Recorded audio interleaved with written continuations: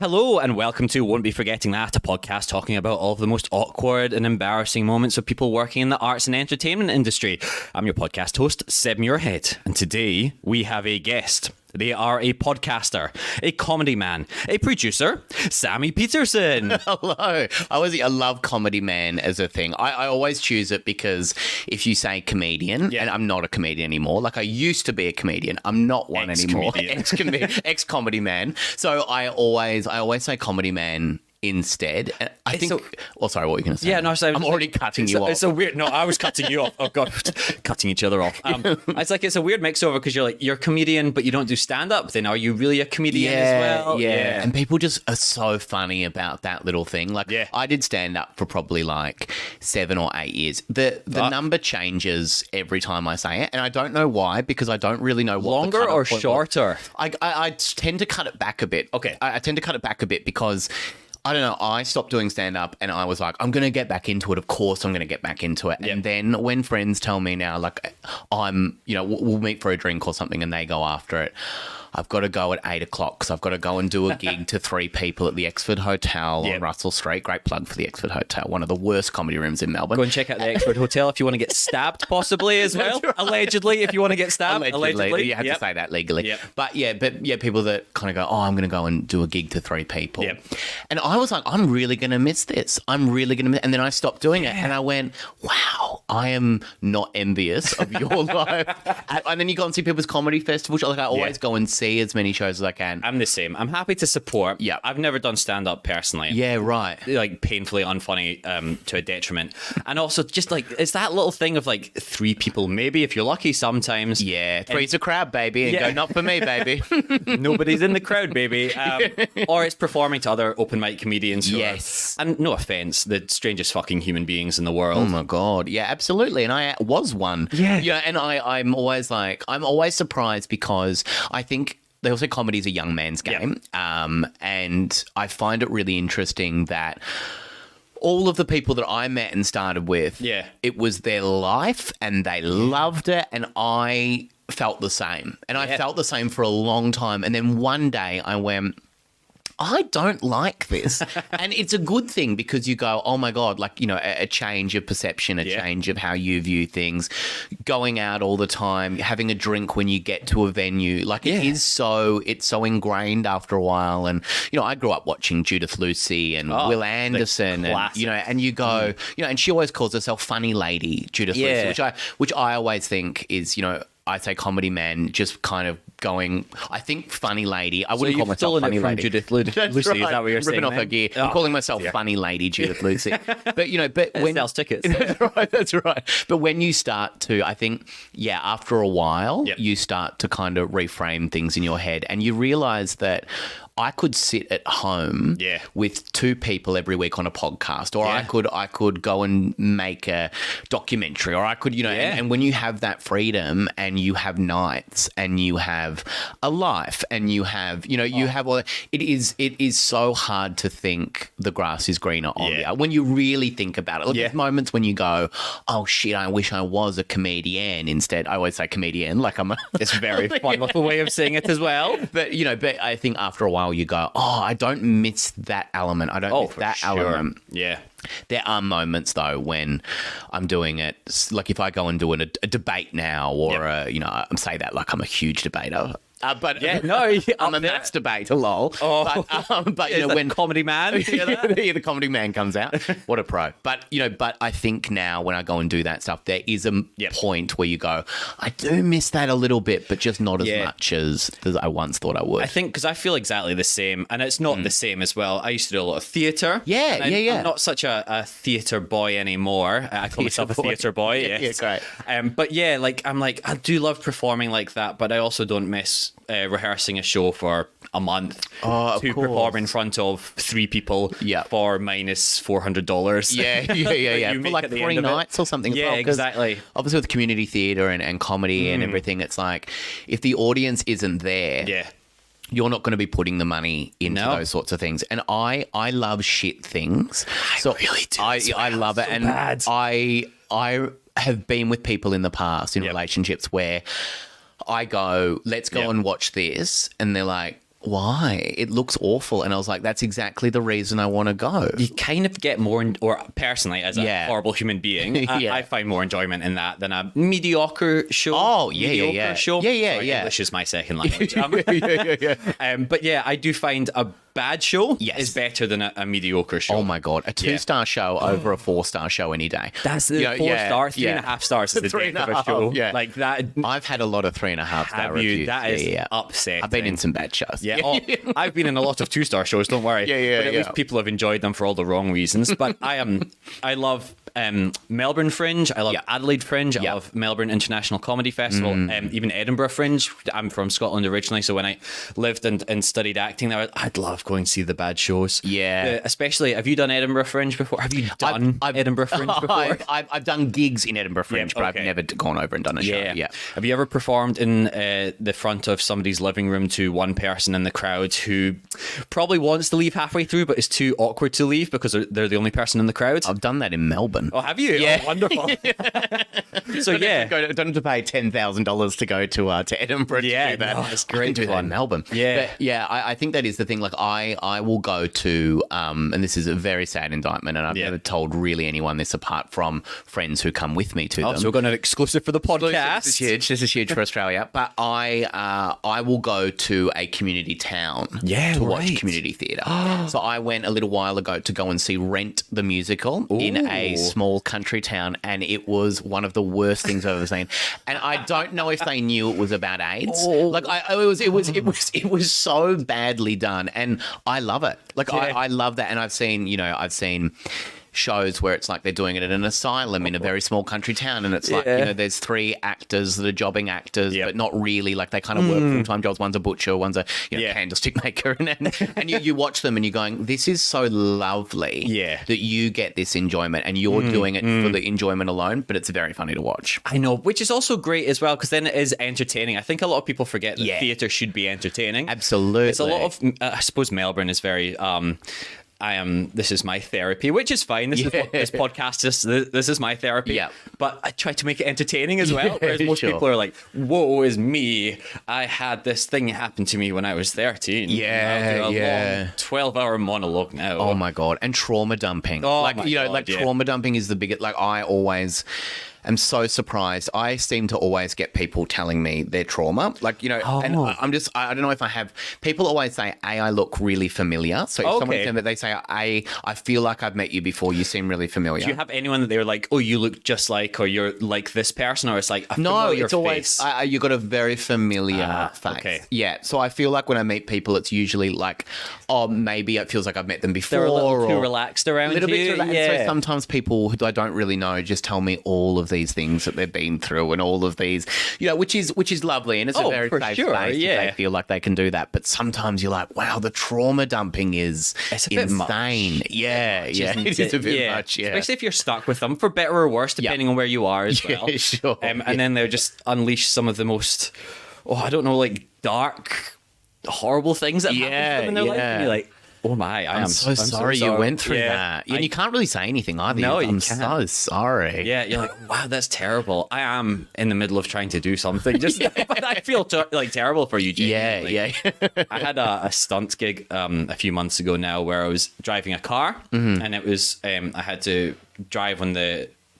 Oh my God, what side do we drive on in this country? The left side of the road. The left, yeah. So I was in the right-hand side, so I was driving the right-hand side, but it's an American film, so we had to have an extra in the car with us. There's a bit of stunt driving. Yeah. So I had to have an extra in the car for the left-hand side, so it looked like we were driving with a left-hand person. Yeah, driving person. Like an American car. Exactly, Yeah. They just didn't want to pay for American cars. Yeah, sure. But this beautiful soul was everything had terrible in the world had happened to her, and I was just stuck there, and I was trying to listen over the radio for reset times, and she was constantly saying all of just the most horrible stuff, and horrible stuff that had happened to her, and I felt genuinely bad, but I'm also like, hey, I'm trying not to crash into anyone, just run over any of the. I'm also trying to have a good day. Actors. Yeah, right. I'm not trying to work. Yeah, it's like, and you're stuck there as well. We're in the car for like 4 hours. Like, oh my God, you can't get out of the car or anything like that. Oh yeah, it's a bit much.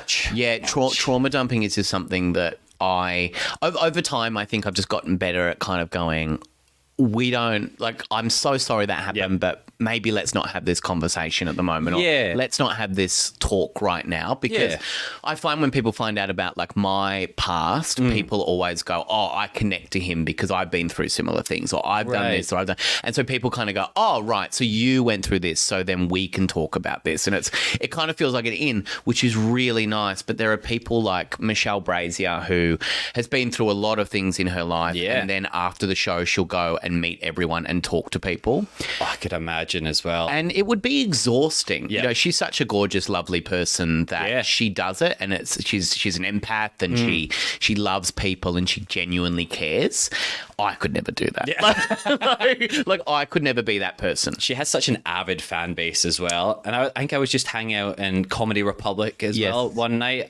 Shout out to Comedy Republic. Great I don't venue. always go and see a show there, but you serve gluten-free beer, and I'm a celiac, so I'm going there for just a drink. Yeah, perfect. But I was there for, I think maybe during the comedy festival, and she was meeting her fans after the show. Yeah.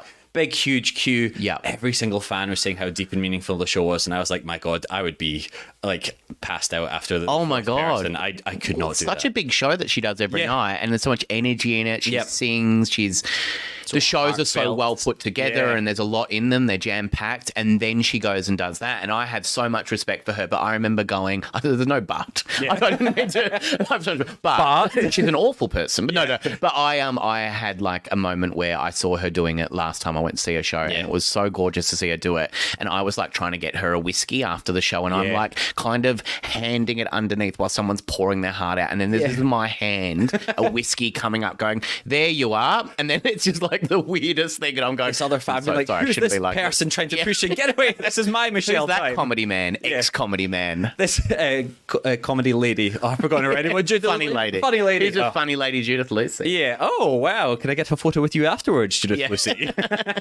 They do sound very similar to Judith Lucy. Yes, I would say so as well. And I would love to be in any way similar to Judith Lucy. Oh, you mean you're not selling out Malthouse every night or anything like that? God, yeah. I don't think there's not in my mind, personally speaking, there is not a better comedian that's ever existed than Judith Lucy. I love her so much, and I adore everything she does, and I just think she's so incredible. And it's really hard because, you know, when you start doing stand-up, you basically like... You have to find that comedy voice. Yeah. And when you first start, I was doing a weird mix between Fiona O'Loughlin and Judith Lucy. Yeah, right. Not a bad mix to have. Yeah. Not you. But no, not me. And it's weird. Like, I'm talking about all my kids in Alice Springs. Yeah. Like, I'm just going, my 5 kids, what are they like? Yeah, all these horrible things that have happened to them in their life. That's right. Does that happen to you? Yeah. Yeah, that's right. Young comedy man, does this happen to you as well? Man. Yeah. 18-year-old boy from the bush. Yeah. But yeah, I think it's very I think it's very telling when you see someone starting, and it's a way to find a comfort and find your voice and find out who you are as a performer. Yeah. But a lot of the time you go, oh, they're really good, so I'll just do what they do. I think that happens with everyone in performance as well, to be honest. Like acting, everybody when they first get into it, all the young guys, like, I'm going to be like Tom Hardy, and you're like, maybe you're not. Yeah. And then everybody else is like, very much like emulating until they find their own voice. Yeah, absolutely. Yeah. Or they're just like the off-brand of that person afterwards as well. Right. Yeah. Which is fine if you can make a career out of that and you don't mind it. By all means, go for it. But it's often better when you can find your own voice as well. I find people are a little bit more accepting of you rather than being like, I feel like I've had this conversation with someone else more famous than you. But okay, reject shop Judith Lucy. Yeah. But again, Judith Lucy can't pick up any gigs in, I don't know, Ballarat.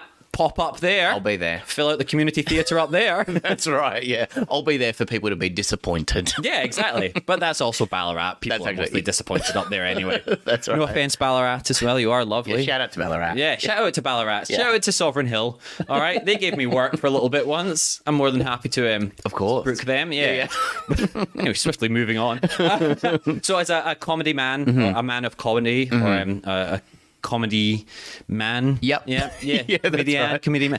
Yeah, that's right. Available for writing jobs just now. Do you find that you get embarrassed easily by a lot of stuff? A lot of previous guests of the show, friends of the show, a lot of stand-ups certainly are like, yeah, all this stuff just happens, but it's fine, whatever. Yeah, Or yeah. one of those people that goes inside your head and ruminates on everything forever and never have a good night's sleep again. I don't have an embarrassed bone in my body. Like, I just don't. I am jealous. Yeah. How dare you? For Yeah. No, I don't get it. I don't understand when people get really embarrassed by something. Like, it always helps because, when you're talking to people and stuff, like sometimes, sure, when I've, been out the night before and I've had a few drinks, I'm chatting to someone and I wake up the next day and I'm like, ooh, that's got to send a text. Because I might have said, I said something to someone a little while ago that was in my head a joke. And it was my favorite ones. it was so scathing and so mean, but it didn't mean to be like that. I didn't mean anyway. And I had to message them the next day. I was just like, I'm so sorry. I remember saying this, and it was meant to be a joke, but I missed the beats of what a joke was meant to be. Like, as a comedy man as well. Yeah, I know. Unforgivable. Yeah, it's unforgivable. But not so embarrassed. I kind of find that. Yeah, I kind of find like.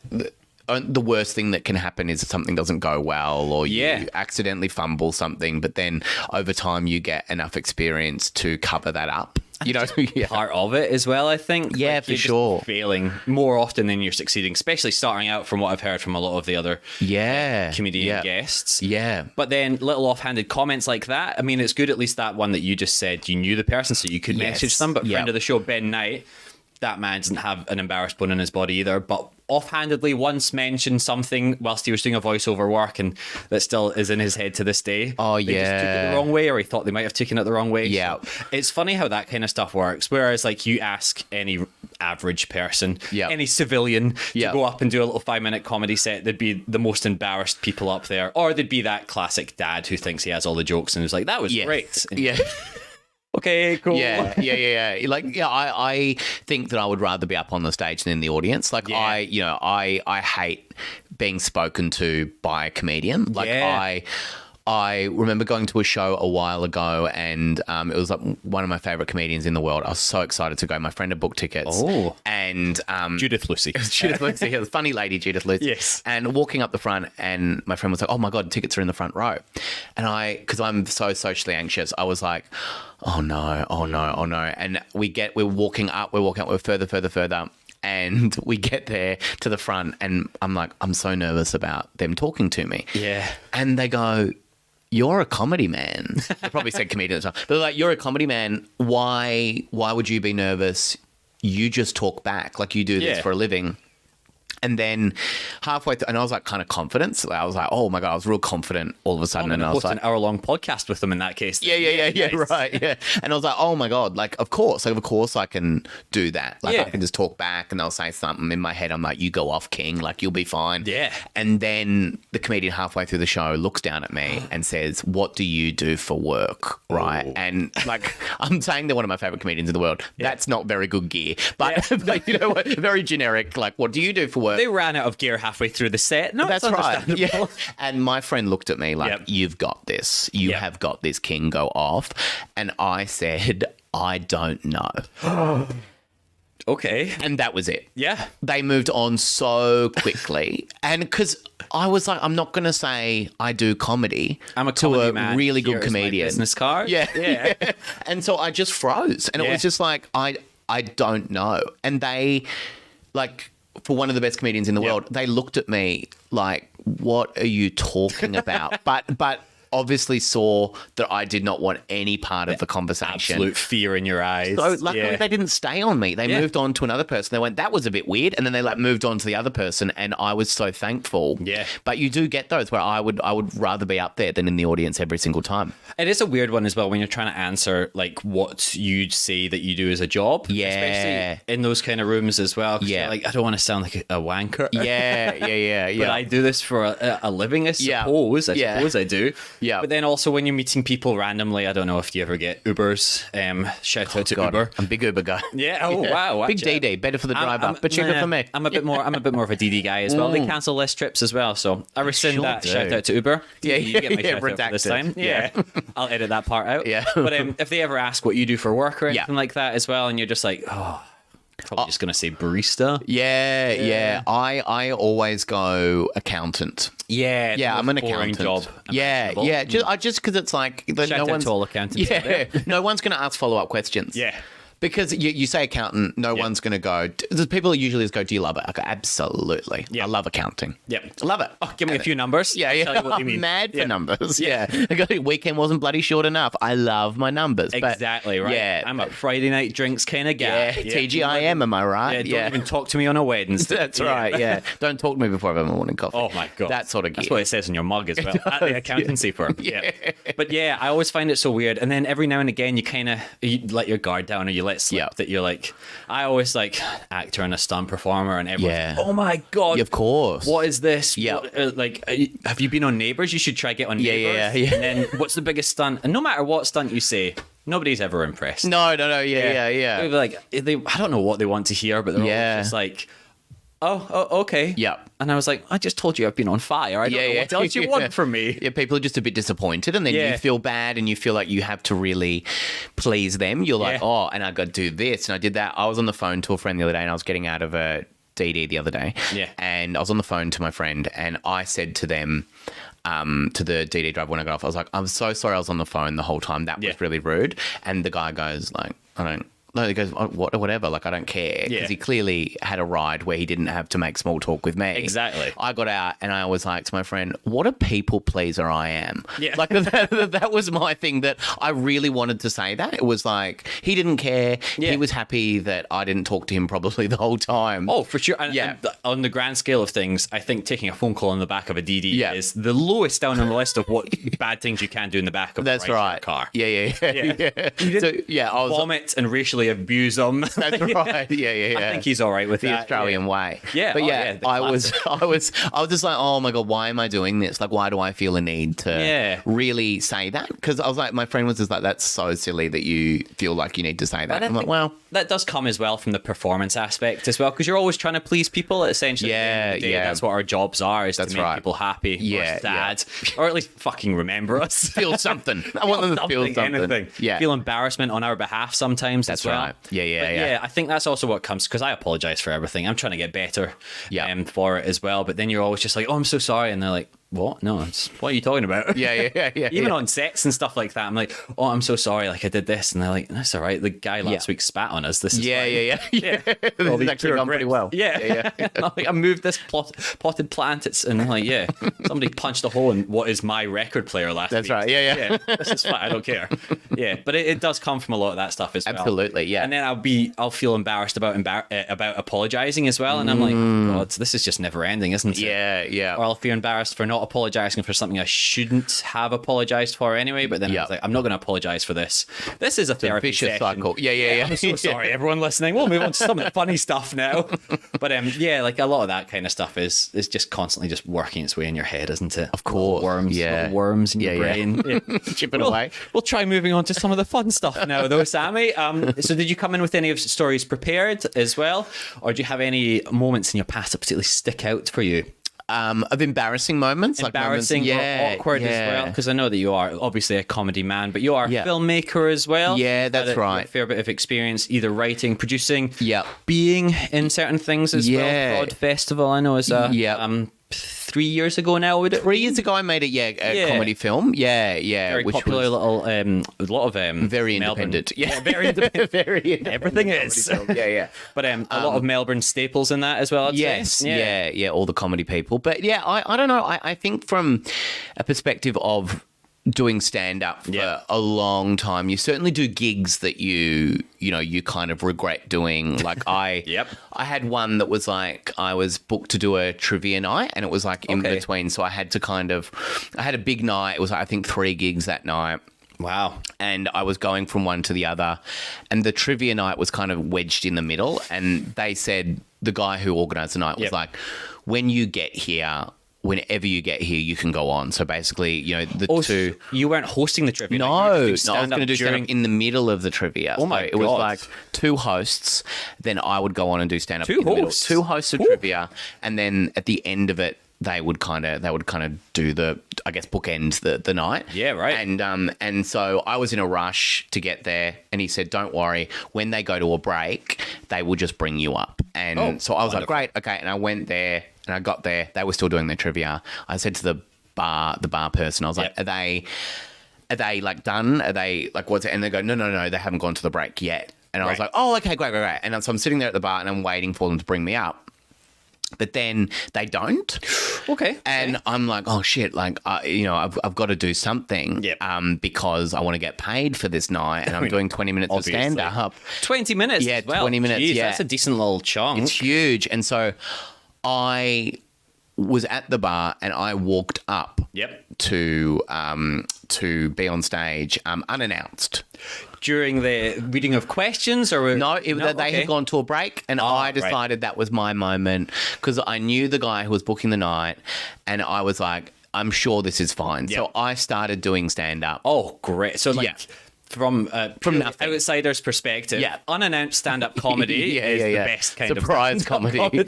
And I find I did it, and I just kept going and going and going. Yeah, and people were confused. Unsurprisingly, I looked like a drunk that just got up from the bar and got the microphone, and I was like, oh god, I've really got to try and win this back. And it was like I think maybe they thought I was a trivia question, and the answer was sadness and regret. Like it was just me. It was me trying my best. It's one of those things. Come up and do a crisp 20 minutes. Yep. Give you a pitcher of beer afterwards. Yeah. And I had another gig after it, so I was going, I've got to fucking finish this, and I've got to bring it home. My final joke, I was like, I've got to do something. It fell so bad because I wasn't announced. It was a weird night. They didn't know there was going to be comedy, and then I was like, oh no, I've really got to do something. So I did a joke that I was like not that proud of, but it was like a joke that I thought, okay, I'll just do this. It got a laugh, and I was like, okay, I've got something. Yep. I'll go now because, you don't want to stay longer than you.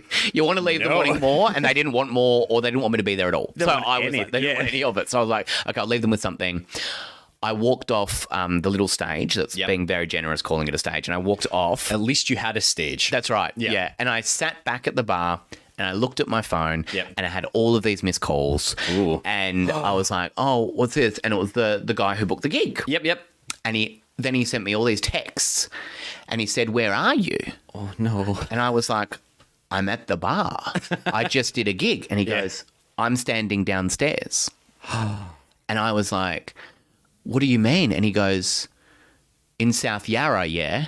And I went, I'm in Carlton. Okay, and for anyone outside of Melbourne, very different subjects. Very different. Not even, close to each other, but yeah. And then I realised that there were two bars with the same name. Oh my God. Both had trivia nights. What are the odds of that? Well, I mean, trivia is a popular thing, but it was a very weird coincidence. Yeah. They both had trivia nights, but they were run by the same company. Oh, so okay. it was like, and I had mistakenly gone to the wrong venue. So I was literally the drunk that got up from the bar. Yeah. And I was like going, this crowd, like what's going on with this crowd? Like they're really not into it. They really hate me. Yeah. And then I was leaving because then I had to go and do another gig straight after that. Yep. And, I was going, they're actually the nicest crowd of all time because they didn't say anything. They watched me and it looked like I was just having a mental collapse. Yep. And then I had to go and do another gig. And so I only had 10 minutes to get there to do another gig. And I was on stage doing my gig thinking about the horror of what had just happened. And I could hardly focus on the gig. I was just like, not the best headspace to be in. Not the best headspace, but I was really on autopilot. So the gig went fine. Like it was like, hey, fine's not bad after that. Well, because and it was also like they were expecting comedy. Yeah. So it was nice. It was a comedy night. So it was like I was doing that. So that was one experience that I sometimes do walk down the street, and when I say I don't get embarrassed, at least I don't get embarrassed that much. I do sometimes walk down the street and shudder when I think of that. Like it's just like this visceral. I'm just like, oh, I remember that time when I did this. The other one was that one time there's a great comedian in Melbourne who has a very big addiction problem, and they go to gigs sometimes, but sometimes they don't. They have not by name, but been mentioned on the podcast before. Oh, sure. I'm sure they have. And I was really, really, really close with them. And I used to open for them all the time. And wonderful. So at Melbourne Fringe Festival one year, I was a very new, fresh comic. How many years are we talking? I reckon 2 years maybe. Oh, that's yeah. And didn't really have more than 10 minutes. Yep. I was like, I don't have more than 10 minutes. It's also good to know you don't have more than 10 minutes at that period as well. Yeah. Because a lot of people, fresher comedians, which maybe aren't as good, will happily fill half an hour. One year into it. Absolutely. Again, like what you said, I enjoy watching it for all the wrong reasons. Yeah. And going and doing, I remember people saying, oh, I've been doing it for 6 months or a year. Yeah. I'm going to do an hour show. And I was like, no. But that is terrifying. Ticket link. Yeah. I'd love to come. But so I was doing the full run of his show. And one night, so what happened was it was opening, but he did a really kind thing in that I wouldn't go out cold. Oh. So he would come up and do 10 minutes of comedy up the front, and then he would bring me out. Usually he'd go out and have a cigarette, and he'd come back, and I would be then, great, really warm, lovely crowd that loved him. So then they really liked me, and I've downplayed it for myself. They didn't love me, but they liked me. They knew that, I was going to say his name. That performer has accepted you, and you're there for that reason. Exactly. Rather than just like, he looks a little bit younger than I thought. Yeah. Exactly. Who I thought this was. What's going on here? Yeah. And so I remember this one night I got up after him, and I was the opening act. Did my 10 minutes. It went well, and then he was nowhere to be seen. And I would just grab the mic stand and put it back. Put the microphone in, as everyone really does, to signify. Oh, of course. The show is over. My part of the show is over. Yep. And then it's just a rule that is so learned and ingrained that you don't even think about it, but you're signifying to anyone else, my set is ending. Yeah. So I put the mic back in the stand, do my closing joke, gets a big laugh. Then I look and he's not there. Right. And do you reintroduce him back on stage again? Yep. Okay. And nothing. Yep. Good. That's a positive. Yeah. Sure. So then I take the mic back out of the stand. Yep. And I start telling a story that is not funny. Oh. And I just start telling the story just to fill time. Of course. And I probably spoke for another 3 minutes, which felt like, 2 hours. When you say 3 minutes as well, that doesn't sound like a long time to people that haven't been on stage. You're trying to fill a 3-minute gap. That is an eternity. Especially eternity. Yeah. Would you know what the story was about? No, I can't ever remember what it was. I kind of blacked out. But then, I had to get off stage really quickly. I was like, I don't think this person is coming back. Yep. Thanks. Tip your waiters on the way out. I was just like, try the beef. But I was just like, I don't know what for an hour to do. show. There was 20 minutes. Goodbye. That was good. And a solid 10 from me. Yeah. Solid 13 from me. Solid 10 plus a 3. You got an additional 3. You're welcome, crowd. Yeah. But I was so mortified. It was just, he just didn't come back. And then the next night rocked up like nothing had happened. And was like... Mention it at all? Nah, didn't mention it. Nothing ever... Ever find out what happened to him? No. I assume... I have a lot of assumptions of what happened. Yes. But from my general knowledge of him... Yes. But I do not know what happened. And it's always been a little mystery that's been unsolved. It's a cold case. Oh. And I will never really know what went through his head. Yeah. I have my opinions. Yep. But it was the worst moment. And it was also a night where a few friends came. And so that was always the worst. Anytime... Comedy friends? No, just friends. Friends. Yeah. And anytime people would go, oh, I'm a bit excited that you're doing comedy and we always thought you would do comedy. It's really exciting. You're finally doing it and everything. Anytime it's a really bad show is when friends or my parents will come. Yep. It's genuine par for the course. Yes. That. Or a reviewer as well. Yes. Probably all 3. Yeah. And I ended up doing 2 plays after that were with two different people, two sets of people, and both of them, they were both out of their mind on different substances during the whole run of the show. And I had to do all of the show for them. There's two separate occasions. I should have learnt my lesson on the first one. I didn't. I then engaged in doing another play with another person. And both of these shows were absolutely awful. And I remember doing them, not wanting to be there, but they were full runs of the show, and I had to rock up every night. And as the show went on, and people still talk to me about it, like I was like, oh, this comedy festival I did.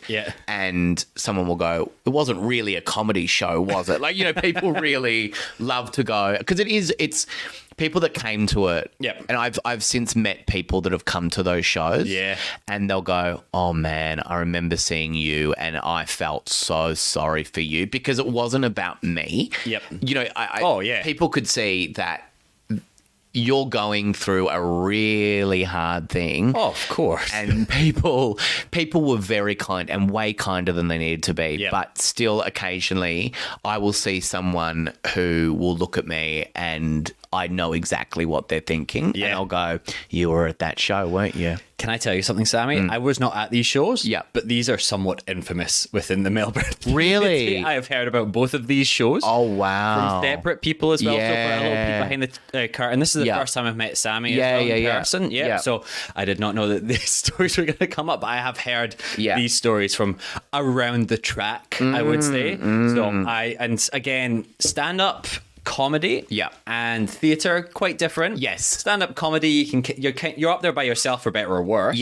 Whereas theatre, you're kind of relying on everyone else in the show as well. So there's not much in theatre just being like, throw to the crowd now. Maybe I'll ask this very scared-looking gentleman in the front what he does for work. So I can only imagine how terrifying. Not only the first time that happened, but how long were the runs? One of them was 2 weeks, That's too long for and that. the other one was a month. And I had to. It was so hard because I also had to go for dinner with my girlfriend at the time's parents after they saw the show. And there was a lot of, why are you doing this? Like you know, there was a lot of that, and it was so hard. Like it was like, you know, it was just these two shows, and my parents had seen both shows. Like, they flew to Adelaide for one of them to surprise me, to go, we're so excited you're doing this show, because it was such a great show. Like, the show itself that we wrote was really funny. We had an amazing director, and it was with a star. So there's one star and me, and people came to see this star. Of course, as you would. Big names, both of them, even. Absolutely, And so we're doing the show, and night by night, the crowd is dwindling. Like, and I'm still having to do the show because I'm contractually obligated to do the show. But as it went on, like, I lost so much money on both of those shows where the other person just kind of put their hands up in the air and were like, well, sorry about that. Like, it was very, you know, it was very much, I'm so sorry.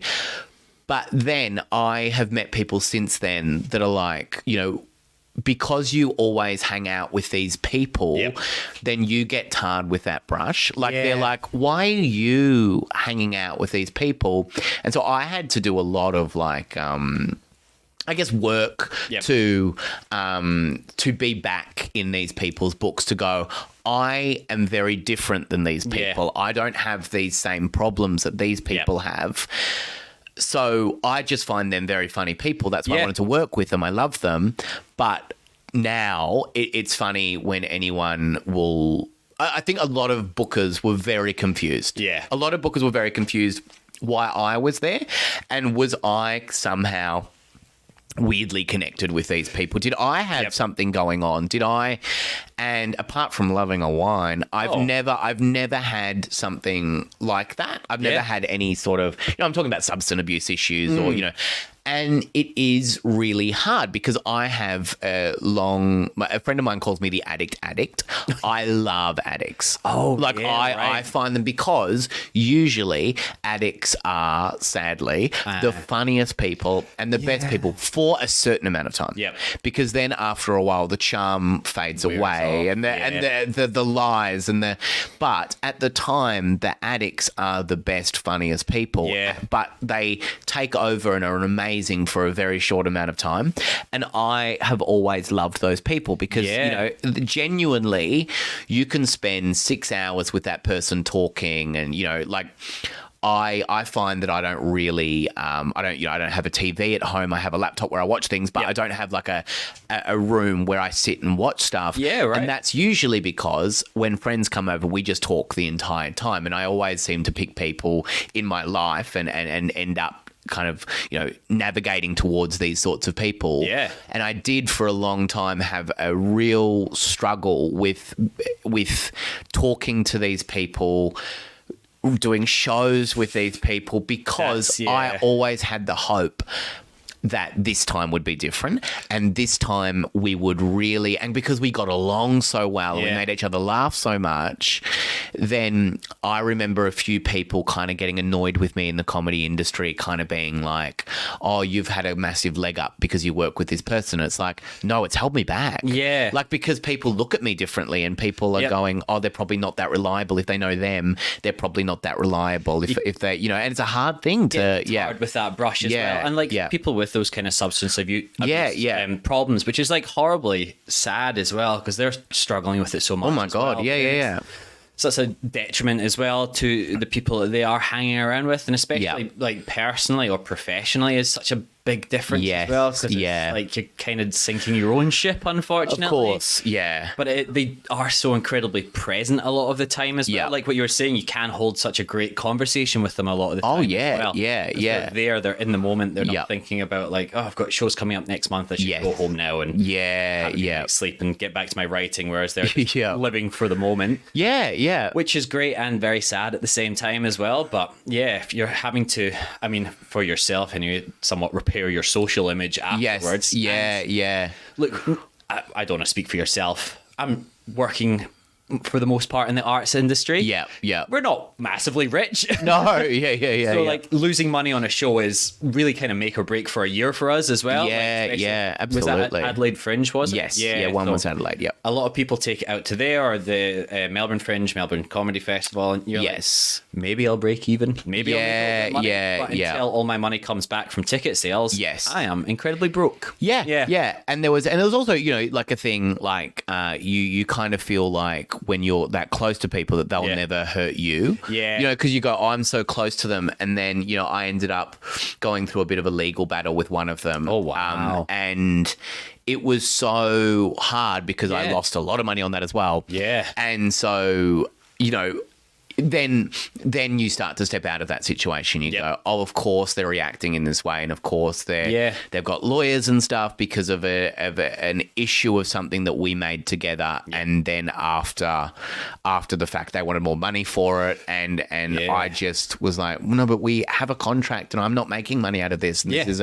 and then that sort of went down south very quickly, and then you step away from it, and you go, oh shit, like it is really toxic, and when you're the one that's being attacked, because you kind of feel sorry for them if they're out of it all the time. But then when it kind of when it turns to you, then you start to go, oh shit, like if it could happen to me, it could happen to anyone. And there's so many stories. Does, unfortunately, because they'll burn that bridge with yourself. And then it's maybe newer in the industry as well, again, who's a very funny person. And they I don't know, I don't want to say parasitic relationship, but it almost is to the point as well. I'm not saying that they're not good people, obviously. It's so hard working with people. And unfortunately, the arts industry is filled with... I mean, the only reason anyone gets into the arts and entertainment industry is because of their horrible childhood. So everybody's coming with a lot of their own baggage, which does unfortunately lead to a lot of people with substance abuse problems, or maybe don't have the best personal relationships with people and stuff like that. You're incredibly talented, but I'm gonna have to move on. I'm sorry. A few of my friends always say that, like, if they haven't had some sort of trauma, they're not very funny. Yeah. Like, you know, and then they'll go, oh, this comedian is doing really well and everything, and going, no trauma. Yeah. No trauma. You go, they had a really nice childhood. Yeah. And they come from a wealthy family, and you're like, why are they doing this? Like, of all the things. They can afford to do it. They can as afford well. to do it. Yeah. They can take that gamble and take that risk. But I never understand people that do it because they're really stable and you know, and you can be stable and be a comedian. You can be stable and be an actor. You can, you know, but I always find it weird when someone has had a really good, wonderful life, great relationships with their family, like whatever, and then they're doing this, and I'm like, why are you doing this? Of all things, go and be an accountant. Yeah, please. You be that accountant. To Fridays. Yeah, that's right. It's a much nicer lifestyle in the long run. And especially, I suppose, even when you're saying you've taken a step back from stand-up, you hear that all the time. People are like, I think this is my final year, and then I'm going to have to get a quote-unquote real job. And you hear that all the time with actors and stuff, and I'm like, good on you, honestly. Yeah. Smart ones. Yeah. I'm in my mid-30s now, still struggling to book a role on Neighbours or whatever. Yeah. Man, I would like just a little bit of stability in life. Absolutely. And the highs are so good. Yeah, exactly. Yeah, when it's going well, it's going great. Yeah. Yeah. And when it's not, you're working in a cafe and someone's like, I recognise you from the telly. And yeah. Yeah. What coffee do you want? Yeah, exactly. So that's always fun as well. That's right. Yeah, I think a lot of the time as well with the richer kids. Yes. They can afford to go to the VCAs or the WAPAs or the more illustrious schools in Australia. Yeah. So it is sometimes filled with rich kids with. And you don't have to have trauma to be a good stand-up or to be a good actor, but it really fucking helps. Yes, absolutely. Yeah. No. You just need that little bit of bitterness in you. Yeah. And don't take it out on other people, obviously. Yeah. Take it out on yourself, like every performer does. That's right, yeah. But hurt people. That's what they say. Yeah. But hurt people hurt themselves as well. That's right, yeah. And choose a punishing career and have a breakdown in their 40s. That's right. That's what I'm aiming for. Yeah. A few years off, but I'm pretty good doing for it. Pretty well. It's going to happen. Yeah. I mean, it's straight in the right direction. Yeah. Towards that iceberg. Yeah, exactly. Yeah. That big iceberg. Yeah. Sink me like the Titanic. Or Neighbours, if you are listening. Yeah. If you want a Scottish person. Yeah. A tired-looking Scottish man. I'm always available. I've done stunt work for you. I'll be an actor as well. Yeah. Please. Whoever, I don't know, who's the Toadfish, if you're listening. Toadfish. Yeah. Toady. Yeah. Is it Toadfish? Yeah. Yeah. I'm not too up to date on my Neighbours anymore. No. Toadfish sounds like a character. Yeah. Dr. Carl, if you're listening. Yeah. I'll be your long lost cousin. Why That's not? nice. Yeah. Hello. Now, before we get into our next story, I've got to tell you the main reason why I'm able to fumble through my awkward and embarrassing day-to-day occasions. Coffee. Now, fortunately for myself and all of the listeners, we have paired with one of Melbourne's best coffee companies, Coffee on Q, a coffee worth talking about. Get ready to caffeinate yourself through your next awkward moment with Coffee on Q's signature Elevate blend. Crafted in-house with precision, each sip delivers delightful flavour notes of strawberry, chocolate and marmalade. And here's the deal you won't want to miss. Coffee on Q is offering an exclusive discount to all our listeners. Simply use the code WBFT15 at checkout to enjoy an incredible 15% off all coffee purchases. That's right, WBFT15 is a key to savings, making sure you're properly awake to remember your next big embarrassing moment. Now, this code is valid for all coffee products, so make sure you stock up on your favourites. And the best part? You can use the code WBFT15 as many times as you like. So don't miss out on the opportunity to enjoy the finest coffee Melbourne has to offer. Simply visit Coffee on Q, and that's QCUE.com.au, and enter the discount code WBFT15 at checkout to unlock 15% off your next coffee order. That's WBFT15 at coffeeonq.com.au. Coffee on Q, where awkward moments pair perfectly with your daily cup.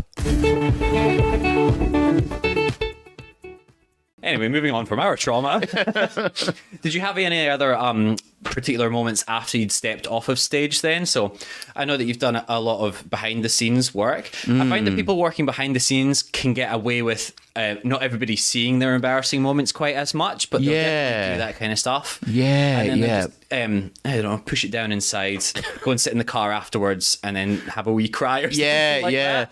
No, not really behind the scenes. There hasn't been that much stuff because, you can definitely get away with a lot more, and you can kind of you have the safety of it being, I guess, not publicly visible. So it's not recorded on camera. It's not recorded on camera. Reel somewhere. Yeah. So all of that stuff, it's a lot easier to get away with stuff like podcasting and whatever. You kind of are able to edit. You're kind of able to get away with things. You're able to know. You're not able to, like, I mean, you just have a safety, and it's a safety net that is so nice. And going, oh, that doesn't have to happen tomorrow, or that doesn't, or you have deadlines, but the deadlines aren't as scary. Like they're not. No, you have to be on stage and you have to do this. Which is terrifying. Like it's a terrifying way to be. Hate it. Anxiety inducing. We're people that do that all the time. You're like. Like, shit, like you have to keep doing it because that's your paycheck and that's what you need to do. But when you're doing the behind the scenes stuff, it's a little bit nicer because you can kind of go away and sit there and whatever way you want to do something you can. Like, when you're doing stand-up or something like that and, you go, oh, as a comfort thing, I might have a drink before I go on stage or whatever. And then you realise, no, that's a really bad thing to do because it becomes a habit and it becomes something too comfortable. Too comfortable. But when you're... I guess when you're behind the scenes, you don't have to worry so much about that because you're probably in your own environment and you're treating it as a job rather than that. So you're going, I'll have a coffee and I'll do this and I'll, so I think fighting that impulse to make it a fun thing all the time is a hard thing because you're like, oh, I'm doing this and I'm so excited about it. So let's party or let's have a, And again, like comedy clubs and stuff that, they live off selling drinks. Absolutely. So it's a bar environment. Yeah. Whereas if you're sitting at home writing or recording a podcast, now we're both sitting here with a cheeky little coffee. Yeah. Not like, well, I'm going to get fucked up after this. Yeah. But like I suppose the atmosphere is a big thing as well. Absolutely. But you run an incredibly successful one podcast with a little sister podcast now. Is it little cousin podcast? What would you call it? Yeah, I guess it is. I do a podcast and then also I'm about to sign on to do another podcast with a network, with another network, which will be really great. Like, and it's an existing podcast that's really popular. And so I'm kind of just going in to be the co-host and to go into an existing thing that is... You don't have to build from the ground up. Oh my God. And it's already proven and it's just there. And then, I don't have to do all of this groundwork because when you're... It's tiring. As you know, when you start and you go, look, I've never missed an episode of my podcast. I've never missed a week in over 5 years. I've never missed a week. Jesus. I've never, it never stops. I don't take breaks. I don't do that. So I was very committed to consistency from the start. So I go, well, it's going to come out every week on this day or this day. It's going to come out whether it's ready or not. What's that Saturday Night Live saying? It doesn't go to air because it's ready. It goes to air because it's Saturday night. Yeah. That's kind of like... Consistency is key a lot of the time. That's right. And that's not short selling yourself at all as well. No. Very funny podcast. Confessions for anyone that's listening as well. Finish this podcast first, obviously, but then go and listen to the entire back catalogue of that. Previously Confessions of the Idiots, if anyone's confused as well. Yeah, it was called Confessions of the Idiots, but now it's just Confessions. Dropped the idiots. Rebranded. Yeah. But because I'm usually the idiot. But, I know that feeling. I think to do that sort of stuff is such it's a more freeing thing. But you certainly also have moments where you've got a guest on that doesn't really want to be there or is very confused about why they're there and why you're about to start to read Reddit confessions. Because a lot of the time, if I don't know someone... they might have come to me through a publicist. Right. And a publicist maybe hasn't told them what it is.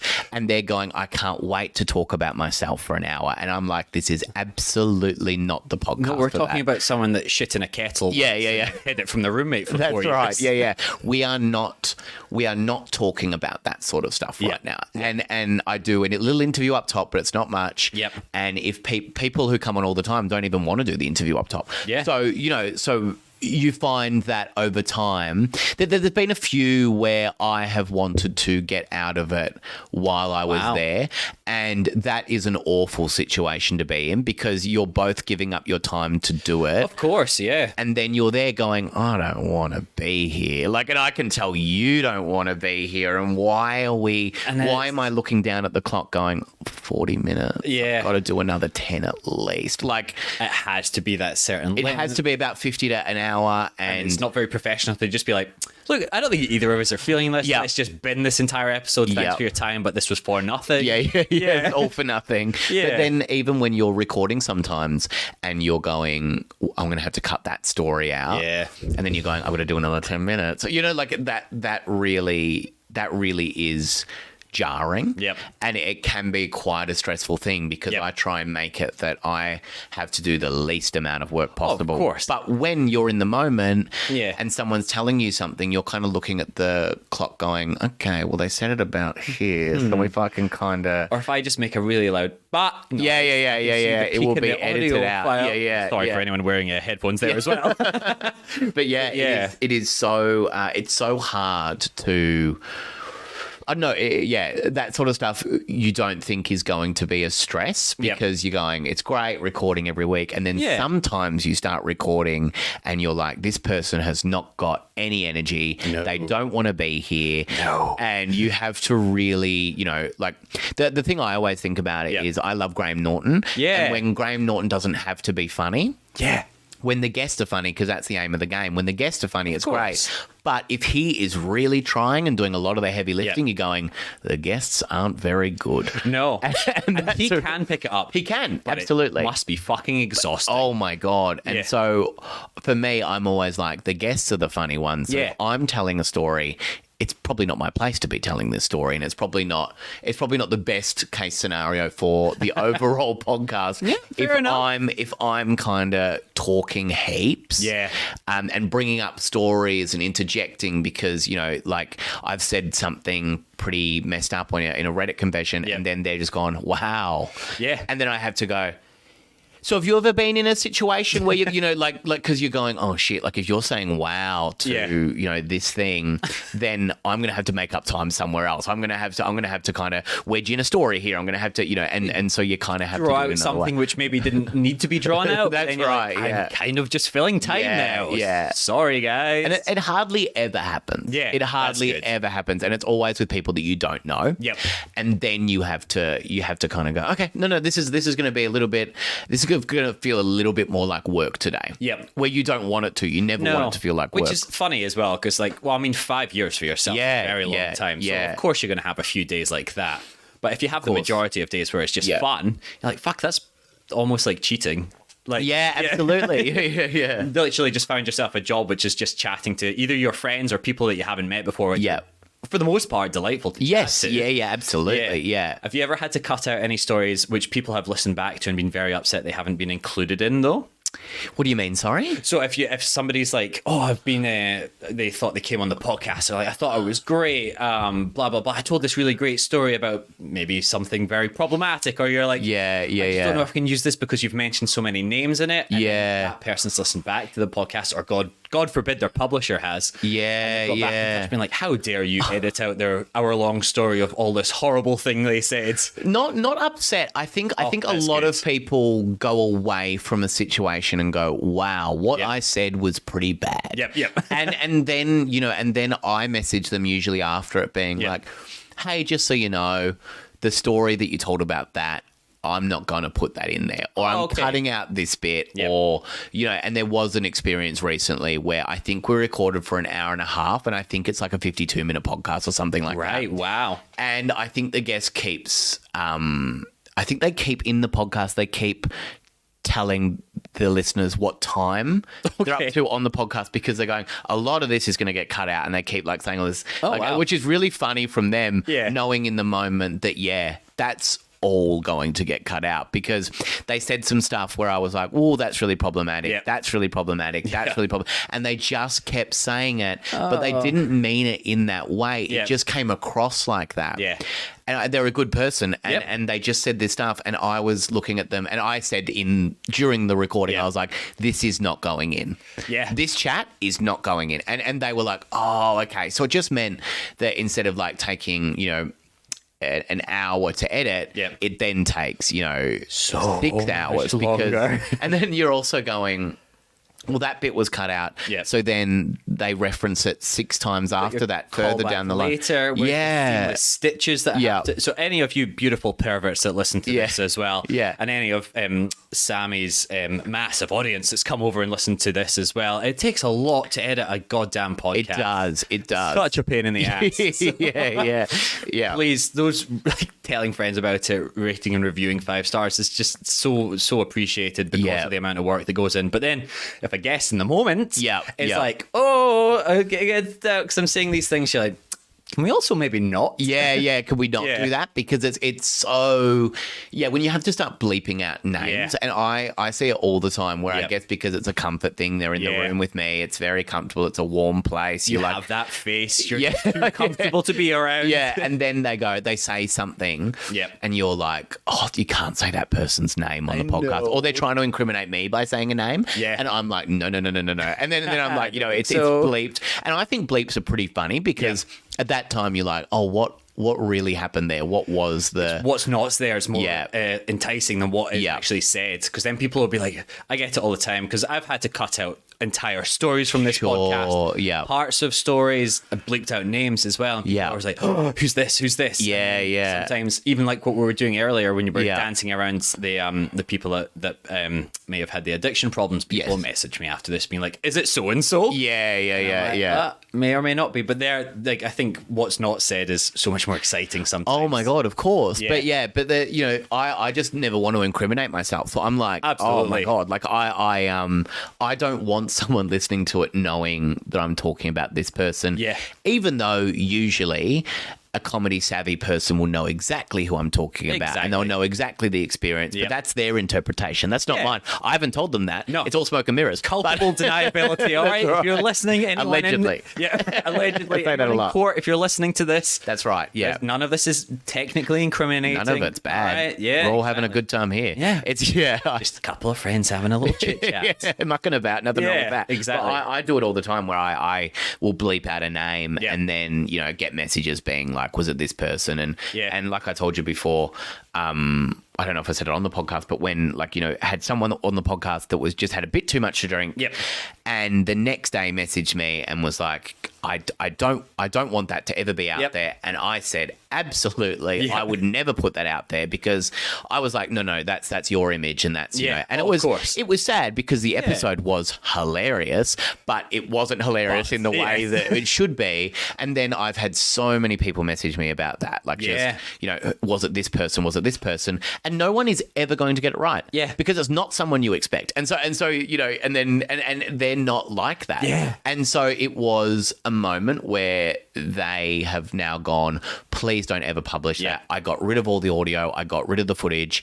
It doesn't exist. But it is so funny that that people like to guess. And people love a good a little bit of like a chit chat, and it's behind the scenes stuff as well. So I feel like they're being involved in it as well. Which is fun. I love speculation as well, but there's a lot of that kind of stuff that's, especially with these kind of podcasts where you are mentioning names and stuff like that. Either incriminating other people or self-incrimination as well. I've had to edit out a story on this, and I won't say whose episode it was. One story which was fully just illegal. I didn't want to have the possibility of it coming back in any legal sense later on as well. And it wasn't bad as well, don't get me wrong. But like, it was just like, I kind of forget that this goes out to the world and it's just left out there for people to find years down the line as well. So and I don't know if there's such a thing as statute of limitations as well. So I heard a while ago, I remember getting someone to do something on a podcast that was like, it was like a segment. Yep. And I'd written this thing for them and I gave it to them and they looked at it and they went, no. And I went, oh, you can't say that? And he looks at me and he goes, podcasts are forever. Yep. And I was like, and it wasn't a bad thing. It wasn't necessarily a terrible moment, but I distinctly remember. We'll edit that out later. Distinctly remember going, you are so smart. Yep. You are so smart because this is so correct. The way you are going about your life is so correct. I wish I had that. Me too. In me as well. Me too. Yeah. Especially from a performer myself. Someone will be like, can you do this? I'm like, you put a camera on me, I'll do anything.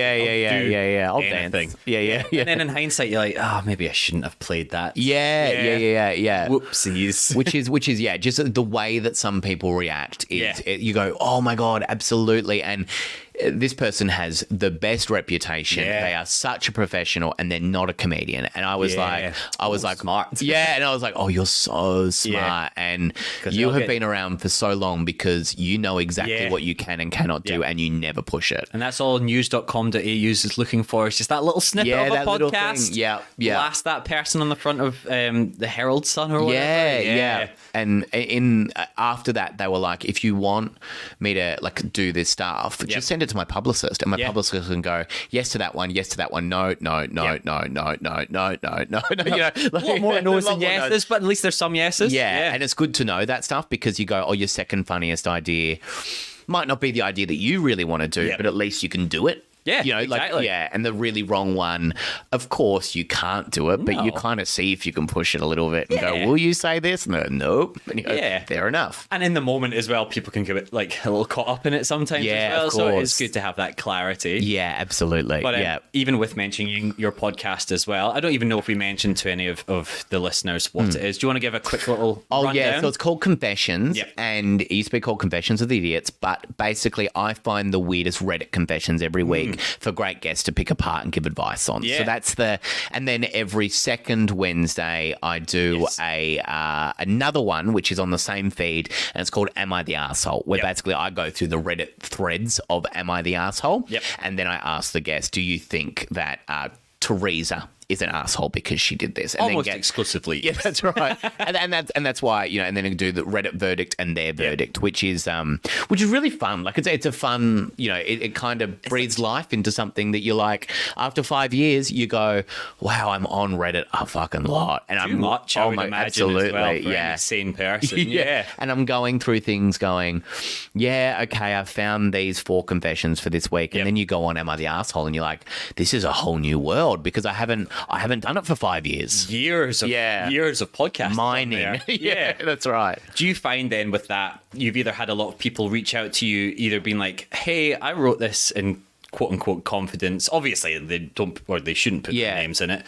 And they've been like, hey, you read this out in the podcast and this is somewhat incriminating to me, or people are like flattered that they've heard you read it out as well? There's been some people that have been flattered that I've read it out and then identify themselves, and I'm like, oh my God, why are you doing this? And then and I go, I don't want to be incriminated in your mess. And then some people that get annoyed that I've read it out, but it's like it's on a public forum, like you know, I'd say, and nothing against your podcast, Reddit is somewhat more popular than Confessions as well. Absolutely, and so I don't really understand that. And then some people that, bless them, send me their own confessions. Oh, no. And I'm like, I don't know why you're sending me these, because the premise is that 2 people will make fun of you. Yeah. Like that is the premise of the podcast. So somewhat destroy you as well. Yeah, exactly. Like, so I don't understand that. And usually the people that send them, they send the sweetest confession, but it's not funny in the way that it should be, because they're good writers, or they're, you know, they say things that are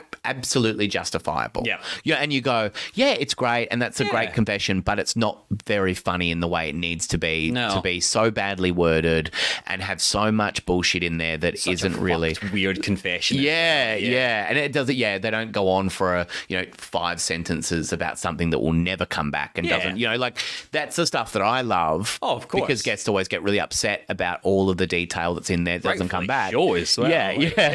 But when people do that, it's just like, oh, like that's lovely, thank you for sending that, but this is a lovely confession, and and I just don't think you need advice from two people that just want to have fun and mock you for a bit. Yeah. It's better when you're nameless. That's right. Yeah, You don't have a face to it. Yeah. Do you ever find with having people on the show as well that like either you don't know or have been booked through a publisher that you're having to read out that somebody's, I don't know, maybe stuck some sort of fruit inside themselves and then left it for their flatmate to eat or anything like that? Do you find that at all a surreal experience at least, or do you find yourself you get embarrassed when you're talking to maybe some people you haven't met before and having to read those confessions, making eye contact with them and hey, you maybe didn't think this is what this was, but here we are now. I always say sorry to them. Yep. Like there's a lot of me saying sorry about this because sometimes it is really full on and you have to do it, and I'm going and I know that they're coming and we're chatting and we're having a lovely time.